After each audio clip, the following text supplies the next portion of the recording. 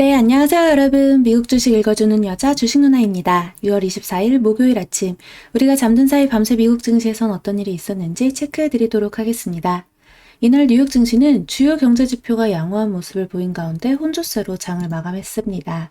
다우지수 마이너스 0.21%, S&P 500 지수 마이너스 0.11% 하락한 반면에 기술주 중심의 나스닥 지수는 플러스 0.13% 상승하면서 연일 사상 최고치를 경신했습니다. 그리고 S&P 500 지수 같은 경우는 3거래일 만에 하락 전환됐지만 역대 최고치보다 0.36% 낮은 상태로 고점에 바짝 다가서고 있는 모습입니다. 다만 이 고점 부담 속에 차익 실현 매물이 출회되면서 증시에 조금 부담으로 작용이 된 듯한데요. 그래도 이제 나스닥 지수는 이렇게 연일 사상 최고치를 경신했고, 다우지수랑 S&P 500 지수도 견고하게 이 위에서 역대 최고치 부근에서 움직이는 모습 볼 수 있습니다.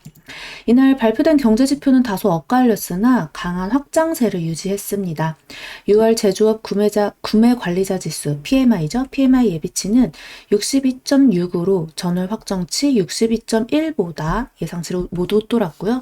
다만 6월 서비스업 PMI 예비치는 64.8로 전월 확정치 70.4포인트와 예상치 모두 밑돌았습니다. 이는 시장 예상치를 하회하는 수치지만 여전히 역사적으로 높은 확장세를 유지했고요. 미 상무부가 발표한 1분기 경상적자는 1957억 4천만 달러로 전분기 대비 11.8% 증가했지만 시장 예상치는 소폭 밑돌았습니다. 또 5월 신규 주택 판매는 전월 대비 5.9% 급감한 연율 76만 9천 채를 기록해 2개월 연속 감소세를 이어갔습니다. 또 이날은 제롬 파월 페드 의장이 전일 인플레이션 일시적 발언을 이어가면서 조기 긴축 우려가 완화된 점이 연일 긍정적으로 작용이 되었는데요. 파월 의장은 전일 하원에 출석해서 인플레이션이 최근 몇 달간 두드러지게 올랐다라면서도 대부분은 일시적인 영향이고 인플레이션은 장기적으로 2%에 수렴할 것이다 라고 밝혔죠. 이어 고용시장의 회복이 강해져도 금리를 선제적으로 올리지 않을 것이라는 점을 거듭 강조했습니다. 한편 이날 페드 일부 위원들은 다소 매파적, 즉 통화 긴축 선호적인 발언을 내놓았는데요. 이날 연준 인사들의 이 매파 발언이 좀 나왔지만 그래도 시장은 크게 동요하지는 않았습니다. 라파엘 보스틱 애틀랜타 연방준비은행 총재는 첫 금리 인상은 2022년 말이 될 것으로 예상한다라고 언급했고 2023년에는 금리가 추가로 2차례 더 인상될 것으로 예상한다라고 밝혔죠. 그리고 제니 옐런 재무장관은 상원 청문회에 출석해 의회에 부채 한도를 서둘러 상향하거나 유예해달라고 요청했는데요. 옐런 장관은 만약 이 같은 조치가 없으면 미국 정부는 디폴트, 즉 채무 불이행을 맞을 수 있으며 이는 미국 경제에 재앙적인 결과를 초래할 것이다 라고 경고했습니다. 옐런 장관은 의회가 대재앙이 될 잠재적 채무 불이행을 피하기 위한 조치를 취하지 않는다면 이르면 8월에 디폴트, 즉 채무 불이행 위험을 피하기 위한 긴급 조치를 취할 수도 있다라고 말했죠. 옐런은 국가 채무 불이행은 생각할 수 없는 일이라며 부채 한도를 늘리지 않으면 경제에 치명적인 결과를 초래할 것이다 라고 전망했습니다. 더 나아가 금융위기를 촉발할 것이고 이는 미국인들의 일자리와 비용 절감, 더 나아가 코로나19 회복세도 위협을 가할 것이다 라고 바라봤죠. 현재 미국 채무 한도의 중단은 7월 31일에 끝이 납니다. 다시 인상되거나 정지되지 않는 한 재무부는 정부 비용을 충당하기 위한 자금을 빌릴 수 없게 될 것이다. 옐런 의장은 부채 한도 인상 없이는 8월에 디폴트 위험에 직면할 수도 있다라며 한계선을 올리거나 중단하는 신속한 조치를 촉구할 것이다라고 언급했습니다. 그리고 캐시우드가 그레이스케일 비트코인 신탁과 코인베이스를 매수한 것으로 확인됐습니다. CNBC에 따르면 23일 비트코인의 가격이 장중 3만 달러 아래로 떨어졌을 때 시장의 변동성을 틈타서 캐시우드가 이 같은 결정을 내린 것으로 전해졌습니다. 이번 매수 과정에서 그레이스케일 비트코인 신탁을 약 100만 주 이상이나 사들였다고 하는데요. 또 이번 매수를 통해 아크 넥스트 제너레이션 인터넷 ETF에서 차지하는 비중이 7번째로 바뀌었다고 하네요. 현재 비중이 가장 높은 건 9%대의 테슬라, 그리고 이어서 쇼피파이와 트위터가 나란히 2위와 3위를 차지하고 있습니다. 그리고 캐시우드는 이날 코인베이스의 주식도 추가로 매수했다고 합니다. CNBC에 따르면 캐시우드의 주력 펀드인 아크 이노베이션 펀드에서 코인베이스 주식 약 21만 주를 사들였다고 하네요. 이로써 아크 이노베이션 ETF에서 코인베이스가 차지하는 비율은 3.4%가 됐는데 현재 포트폴리오에 담긴 종목 중에서 10위에 오른 상태라고 합니다.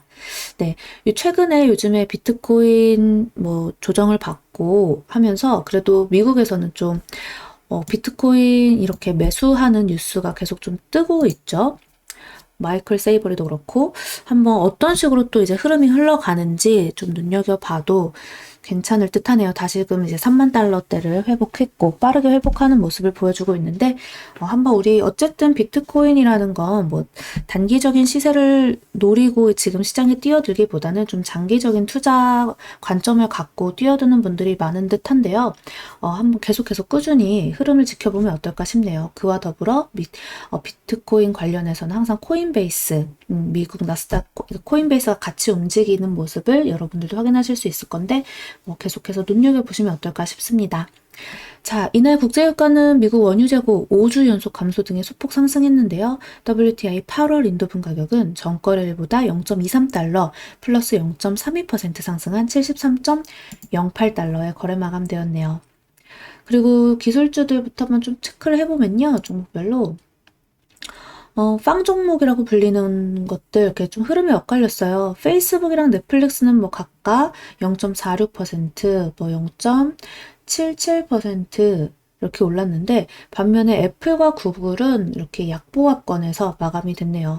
그리고 아마존 같은 경우도 프라임데이 세일을 통해서 110억 달러 매출을 기록했다는 소식이 전해졌지만 그래도 이제 흐름은 살아있지만 당일날은 이제 0.05% 하락한 모습 보였네요. 그리고 전날 시가총액 2조 달러를 달성했던 마이크로소프트는 마이너스 0.09% 하락한 이렇게 또 쉬어가는 캔들의 모습이 나오고 테슬라 같은 경우는요 또 급등을 했죠. 5%대 흐름 보여줬는데 중국에서 태양광 충전소를 설치했다라는 소식이랑 비트코인 가격 회복 속에서 이렇게 5%나 넘게 오른 것으로 해석되고 있습니다. 또 이렇게 종목별로 한번 쭉 볼까요? 전체적으로 이제 조정받은 종목들도 있었고 상승 추세를 이어가는 종목들도 있는데요. SNS 쪽 흐름 계속 세게 이어가고 있고요. 우리나라에서는 이제 또 약간 플랫폼 쪽도 세게 흐름을 이어가고 있죠. 카카오, 네이버 등을 비롯해서 다른 메타버스 관련주들도 흐름이 좋고 은행주들도 견고하게 움직이고 있는 모습 체크하실 수 있을 것 같고요. 여기 무엇보다 전기차, 수소차, 특히 니콜라가 이 클린 수소 생산을 위해 5천만 달러 투자한다는 발표 이후에 이렇게 5% 넘게 상승하는 흐름 보여줬다라는 거 체크해 보셔도 좋겠네요. 그리고 자동차, 우리나라에서도 현대기아, 이 완성차 쪽 흐름뿐만 아니라 부품 관련주들도 흐름이 매우 좋은데 어제 미국장에서도 GM과 포드처럼 자동차 분야도 흐름이 좀 좋게 움직이고 있다라는 거 체크해 보시면 좋겠네요. 우주 쪽도 이렇게 슬금슬금 계속 상승 추세 만들어가고 있다라는 거 같이 한번 보시면 될 듯 하고요. 이쪽에서 모더나에서 또 이렇게 하락이 나왔는데 화이자도 그렇고 미국 식품의약국 FDA죠. FDA가 이 화이자와 모더나의 코로나19 백신으로 인한 희귀 심장병 발병 부작용을 경고할 것으로 알려지면서 이렇게 또 주가가 흘러내렸네요.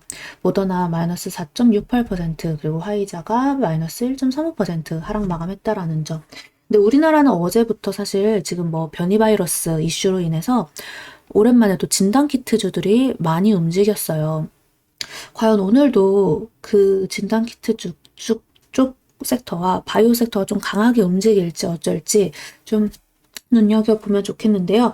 만약에 없다 하신 분들도 너무 급하게 그렇게 들어가지는 않아도 되지 않을까. 좀 천천히 자기의 이 방향, 어쨌든 지금 당장 이슈가 되고 있는 변이 바이러스 문제에 초점을 맞출 것인지 혹은 난 그래도 포스트 코로나를 생각하면서 끌고 갈래 라고 하면서 좀 천천히 끌고 갈 것인지 자기의 매매 스타일에 맞춰가지고 포지션 정리를 잘 하시기를 추천드려 볼게요. 자, 그럼 오늘 미국 증시 마감 브리핑은 여기까지 하고요. 오늘도 주식 누나랑 낮 12시에 만나서 우리 같이 종목 공부도 하고 시장 체크도 흐름도 파악하고 하면서 오늘 장도 화이팅 해봅시다. 그럼 오늘 영상 재미있게 봐주신 분들 구독과 좋아요 그리고 알람 설정 댓글도 많이 많이 부탁드립니다. 이상 주식 알려주는 여자 주식누나였습니다. 또 만나요.